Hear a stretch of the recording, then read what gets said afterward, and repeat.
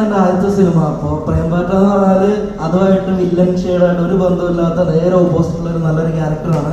അപ്പോൾ പണി പോലെ തന്നെ ഭയങ്കരമായിട്ട് എക്സൈറ്റഡ് ആയിട്ട് വെയിറ്റ് ചെയ്യുന്ന ഒരു പടമാണ്.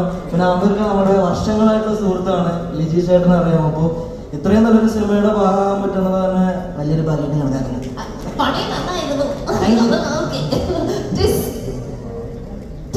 എനിക്കിഷ്ടപ്പെട്ടു.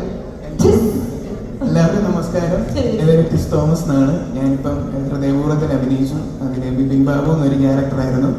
ഇത് എൻ്റെ രണ്ടാമത്തെ സിനിമയാണ്. എല്ലാവരും സപ്പോർട്ട് ചെയ്യുക. Thank you. ഹൃദയപൂർവ്വത്തിലെ ലാലേട്ടന്റെ കൂടെ അഭിനയിച്ച നല്ല കൈഡിയൊക്കെ കിട്ടിയ ഒരാളാണെന്ന് എനിക്കറിയാം. അപ്പൊ ഇതിലും അതിനെക്കാട്ടും വലിയ കൈഡി ലഭിക്കുന്ന മോമെന്റ്സ് ഉണ്ടാവട്ടെ മോനെ. ഇന്നസെന്റ് നമുക്കൊരു സ്പെഷ്യൽ മൊമെന്റ് ആണ്. എല്ലാവർക്കും നമസ്കാരം. ഒരുപാട് സന്തോഷമുണ്ട് ഇവിടെ വരാൻ സാധിച്ചതിലും നിങ്ങളെല്ലാവരും കാണാൻ സാധിച്ചതിലും. അതുപോലെ തന്നെ നമ്മുടെ അമീർക്കും ലിജീഷ് അങ്കിളിനോട് വലിയൊരു നന്ദി പറയുകയാണ് ഇങ്ങനെ ഒരു സിനിമ ഇവിടെ ചെയ്യുന്നതിൽ.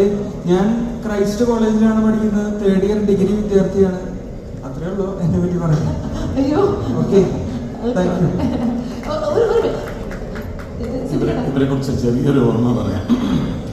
ഇന്നസെൻ്റ് എപ്പോഴും കൊച്ചുമക്കളുടെ കാര്യം ഇങ്ങനെ പറയുമായിരുന്നു. അപ്പോൾ ഒരിക്കൽ ഇന്നസെൻ്റ് പറയാൻ ഷൂട്ടിംഗ് കഴിഞ്ഞ് കുറേ ദിവസം കഴിഞ്ഞ് വീട്ടിൽ ചെന്നപ്പോൾ വീട് മുഴുവൻ ഈ ക്രയോൺസ് വെച്ചിട്ട് ഇങ്ങനെ കുത്തി വരച്ച് അതിൻ്റെ മതിലുകളെല്ലാം ഇങ്ങനെ വൃത്തികേടാക്കിയിട്ടൊക്കെയാണ് ഫുള്ളായിട്ട്.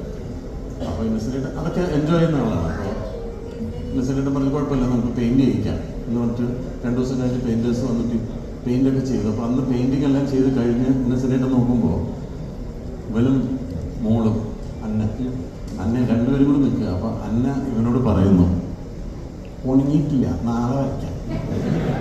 ഇവനെപ്പോൾ കണ്ടാലും എനിക്ക് ഓർമ്മ വരുന്നതാണ്, ഉണങ്ങിയിട്ടില്ല, നാളെ വരയ്ക്കാം എന്ന് പറഞ്ഞ് ആ ഒരു ഓർമ്മ. ഇന്നസെൻ്റ് ഒരുപാട് കാര്യങ്ങൾ പറയാറുണ്ട്. ഈ വേദിയിൽ ഒരുപാട് മിസ് ചെയ്യുന്നുണ്ട്.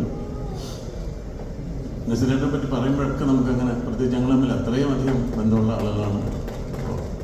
അദ്ദേഹം എവിടെ നിങ്ങളിത് കാണുന്നുണ്ടാവും. ഇനി അദ്ദേഹത്തിൻ്റെ ഒരു ഗ്യാപ്പ് നിലനിർത്താൻ അവനാവട്ടെ എന്ന് ഞാൻ ആശംസിക്കുന്നു. Thank you so much. We definitely miss him.